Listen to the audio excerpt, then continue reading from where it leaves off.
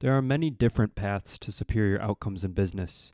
You will have to find your own path, one that suits your temperament, disposition, and natural aptitudes. Therefore, don't try to copy or emulate other leaders, including me. Don't ask yourself in tough situations, what would Frank do? That will only slow down the process of finding your own path. Instead, make the most of your unique aggregate of experiences. Apply those experiences and the insights we've discussed in previous chapters to become a truer, more honed, more effective version of who you already are. Finding your own path, however long it takes, will unlock your personal power. That is an excerpt from the book Amp It Up, Leading for Hypergrowth by Frank Slootman, who will be our subject for today's episode 18. And with that, welcome back to Leaders, a podcast dedicated to exploring the best leaders this world has ever seen. Frank Slootman is currently the CEO of Snowflake and has had a great track record as CEO of two other companies in his career. Is a great subject here for this episode, as I've come across his readings as well as some podcast episodes in which he was interviewed, and the way that he portrays his unique leadership style here, I think is really unique, one really honed in on execution. And so I really want to dive into a lot of the philosophies that he believes in terms of how to run a company and how to lead that company. So he started in actually the fake leather business in the mid-1990s before joining CompuWare, working in the computer industry. So always found himself within the computer world, jumped to Borland Software, and then his first CEO job was at Data Domain in 2003. He was there for close to 8 years before in 2011 joining the software startup ServiceNow. And he led with sales as a bridge to a better product in each of these instances. And he would also be at ServiceNow for roughly around 8 years before he's taken his most recent job at Snowflake in 2019. He was actually previously retired for a little bit before being convinced to take the lead position at Snowflake. And he fully admits that he is not a founder. He's not necessarily an entrepreneur by heart. He doesn't start the companies. He really tries, he comes in and builds them. And he's done that very successfully, including Snowflake, that had software's biggest ever IPO. And really no other CEO, it seems, has had a better track record of turning ideas into jackpots. And so a lot of what he tries to re-emphasize and really simplify down to a few core ideas that he repeats and repeats over and over again, delve into his leadership style and a lot of his philosophies that we see within the company that he's developed over these years.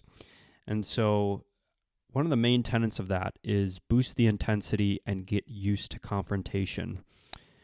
Some of his thoughts on leadership here, his own personal thoughts reflected within the book. He did have one other book he wrote. Actually, there's two other books, The Data Cloud most recently, and then Tape Sucks, which refers to the data domain kind of industry that he started in as CEO. But really, his winning leadership formula, I think, can be boiled down into 3 C's: conviction, courage, clarity. Really, he says conviction is the unwavering commitment to a mission, driving leaders to put everything on the line for success. Courage enabling leaders to take risks and make tough decisions while facing challenges head on. And clarity ensures effective communication of the vision, providing direction and focus for the team to achieve their goals. And so going into the book here, Amp It Up, initial intro quote, I think, from a colleague was that Amp It Up is a terrific read for leaders and future leaders, whether they are at a startup, an SMB, or a big company. As a CEO, Frank exudes total clarity on what to do, and equally as important, what not to do. So if you're looking for a must read about leadership, being focused on your mission and executing at the highest levels, this is for you. And so, amp it up. What does that mean? He really dives into defining that out. And so, Frank says organizations have considerable room to improve their performance without making expensive changes to their talent, structure, or fundamental business model. My basic advice was to keep playing your game, but amp things up dramatically. Raise your standards, pick up the pace, sharpen your focus, and align your people. You don't need to bring in reams of consultants to examine everything that is going on. What you need on day one is to ratchet up expectations, energy, urgency, and intensity. And he really articulates this day one, particularly within the first 90 days. He tries to hone in on right-sizing things when he comes into an organization. So that could mean sometimes getting the right people in place, and oftentimes getting rid of people that aren't bought into that mission or that he feels are not in the right position to lead with him. And so he develops out 5 key steps in that process, that amp it up process. Raise your standards, align your people, sharpen your focus, pick up the pace, and transform your strategy. Part of misalignment, he says, and being a source of that, is management by objectives, MBO, which I have eliminated at every company I've joined in the last 20 years. MBO causes employees to act as if they're running their own show. Because they get compensated on their personal metrics, it's next to impossible to pull them off projects. Start negotiating with you for relief. That's not alignment. That's every man for himself. If you need MBO to get people to do their job, you may have the wrong people, the wrong managers, or both. Then he goes on to say a little bit more on leaders.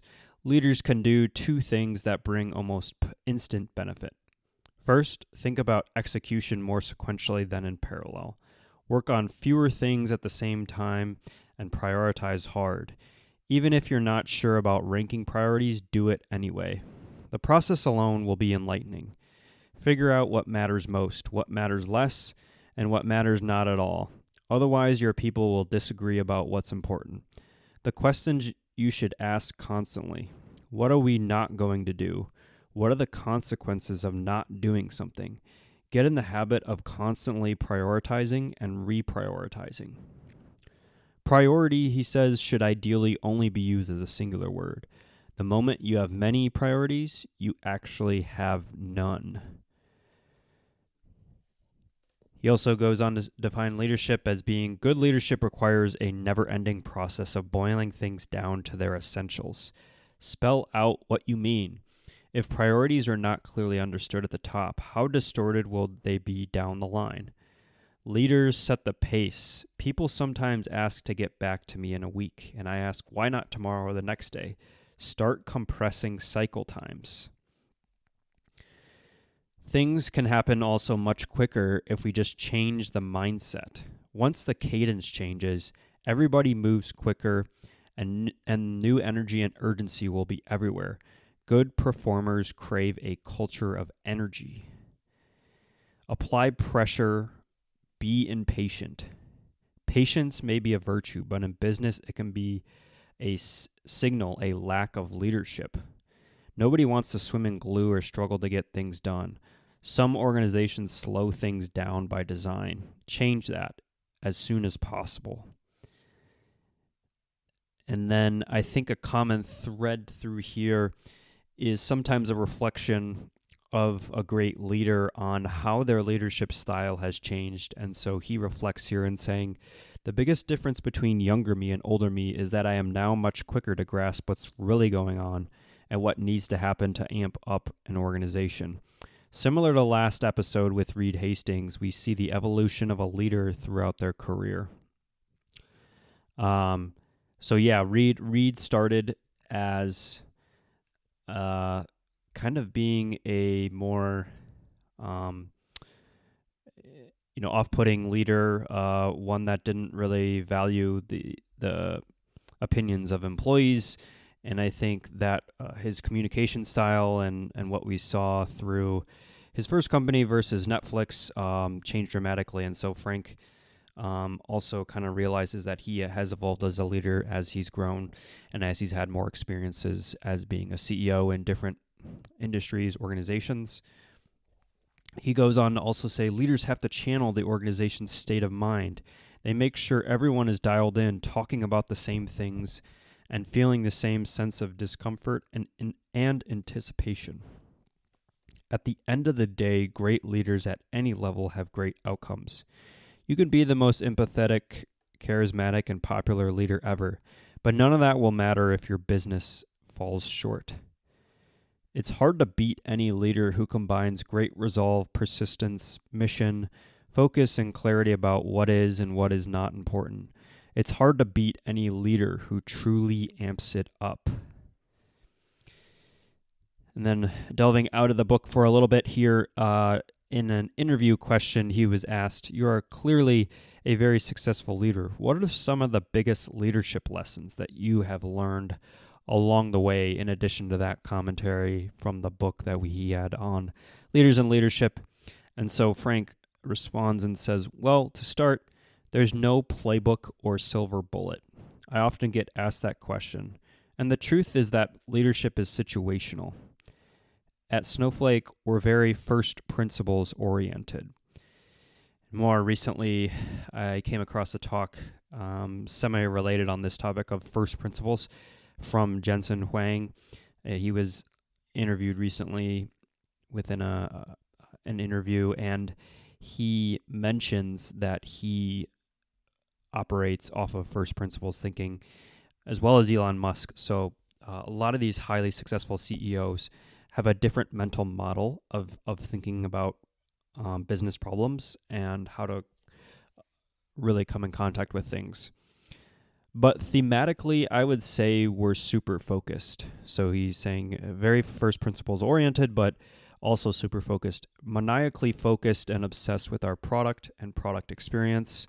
And we're driving the mission every hour of the day.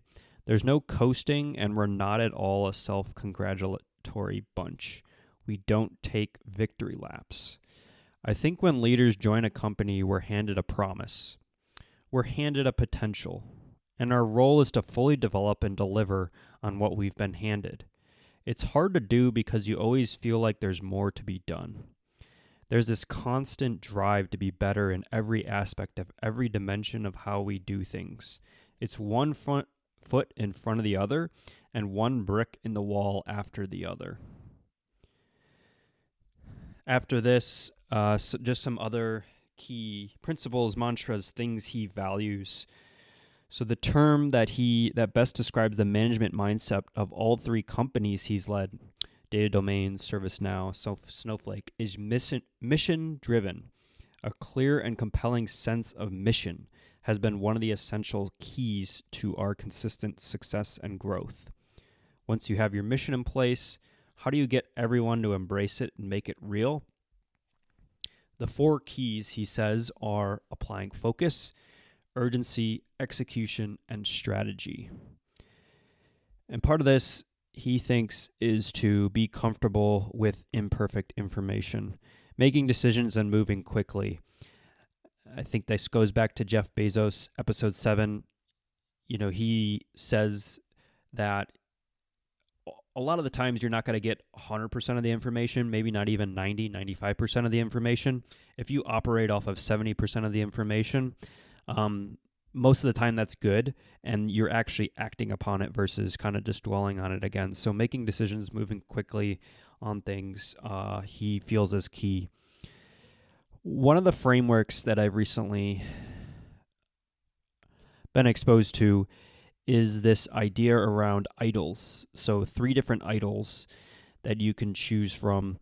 And this is one that goes back to Charlie Songhurst, as well as a recent interview from Tim Ferriss with happiness expert Arthur Brooks. And so the question is, of the three idols, which one would you choose? Power, money, or fame? And I think our answer for Frank here would probably be power, in terms of he's really wanting to execute, and he's a strict kind of executor of a vision, a mission, getting business done, getting results. He definitely would side on that. As he says, his main mode is constant confrontation.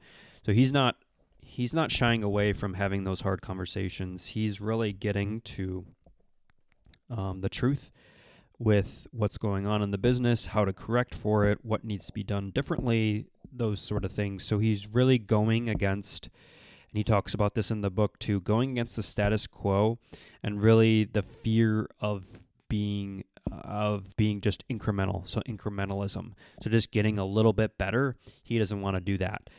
And then he also mentions here on building trust, which he feels is important. And he really saw influence from reading the 5 dysfunctions of a team.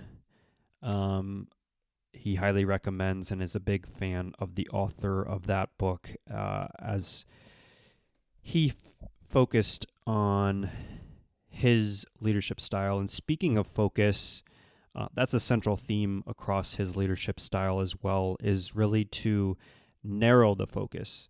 So what does real focus look like for him? For starters, get to your point with employees and your board. Slootman has a reputation for being blunt to the point of brusque. From his point of view, his perceived rudeness is simply candor. So we talk about that again. Back to last episode, Reed Hastings, you see some parallels. Reed is adamant about having radical candor within Netflix. And so the rudeness is simply candor. Other Dutch-born professionals have likewise told me Americans are quick to have their feelings hurt by facts. And he usually feels like he waited too long before letting an underperforming employee go. I'm more of a Patton than an Eisenhower, he says, comparing himself to the World War II general who won improbable victories by constantly driving his troops forward without stopping to cook a hot meal, rather than the more politically adept future president. Eisenhower is a compliment, he clarifies, but he's just not that guy. So more of a General Patton over a Dwight Eisenhower. Besides his military metaphors, so he does come from kind of a military background, and I think the discipline, the strictness, the focus, the intensity, I think definitely is derived from that a little bit. Slootman is fond of comparing management to playing cards. I use that analogy a lot. You're dealt a hand of cards. You need to play those cards really, really well. If you have a bad hand of cards, you may be a good player, but you're going to have a very moderate outcome. But if you're a good player and you have a good hand of cards, now you're really dangerous. They go hand in hand. When you pair a good operator with a good opportunity, you can get superlative outcomes. So just to recap here, leadership, his kind of must-have qualities here from a leadership style and ones that he exhibits here, a need to prove something, unbalanced. They want to show the world something. They have passion, high trust, need some ego, but it has to be in check. And then legacy, he says, I don't think about legacy much. When you're dead, you're dead.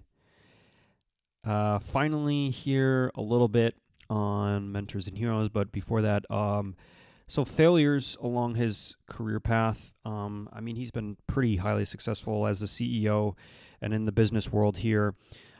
His first company, Data Domain, did have some early struggles, so he joined them in 2003 when the company was facing financial difficulties and struggling to gain traction in the market. He turned them around, though, and eventually became a leader in the data storage and backup industry. ServiceNow had an IPO delay, so during his tenure as CEO, the company was preparing for an IPO in 2012. IPO faced delays due to regulatory concerns related to accounting practices. It wasn't directly his fault or his work, but did result in that. Again, any early company challenges, so Snowflake's early growth challenges, taking over a company that was already well regarded in the tech industry, however, growing them with its own set of challenges, including competition and the need to continually innovate. Snowflake's been really successful in terms of growth from that, but again, faces challenges. So just some inherent really business and running a company kind of challenges, nothing major I would see from like failures or challenges. And he kind of makes sure that failures kind of don't happen on his watch. Smaller section here on mentors and heroes. He actually, from a research standpoint, doesn't really hone in on like, oh, these people were instrumental as for me as being mentors throughout it. I'm sure there's people along the way within these companies that are he sees as great colleagues, but he really references just within the book that the late Steve Jobs was only inspired by insanely great things. So episode 2, we cover Steve Jobs, obsessed with great things, great products, building that. He set a high bar for seemingly everything, and anything that didn't meet his standards was summarily rejected. Try applying insanely great as a standard on a daily basis and see how far you get. People lower their standards in an effort to move things along and get things off their desks. Don't do it. Fight that impulse every step of the way. It doesn't take much more mental energy to raise standards. Don't let malaise set in. Bust it up. Raising the bar is energizing by itself. Instead of telling people what I think of a proposal, a product, a feature, whatever, I ask them instead what they think. Were they thrilled with it? Absolutely love it? Most of the time I would hear, it's okay or it's not bad. They would surmise from my facial expression that this wasn't the answer I was looking for. Come back when you are bursting with excitement about whatever you are proposing to the rest of us. So again, some admiration, inspiration from Steve Jobs, and we've seen that from a lot of different leaders here that we've studied, a common theme. And so with that, that brings us to the end here of episode 18 on Frank Slootman, just a master executor and operator from the CEO spot at 3 different highly successful growth companies. Tremendous leader, very focused, really hones in on the intensity and amp up portion of things, trying to move quickly, trying to get to decisions, trying to solve problems very quickly to really reduce friction overall. Something to admire in terms of key philosophies that he boils down to really 2 or 3 things to hone in on. And then I think the actions here really back up the words that he is articulating within this book and what he articulates throughout his career. And so Frank, a great CEO, a great leader to study and research and learn more about here. So with that is the end of episode 18. We will be back here shortly for episode 19. Thanks.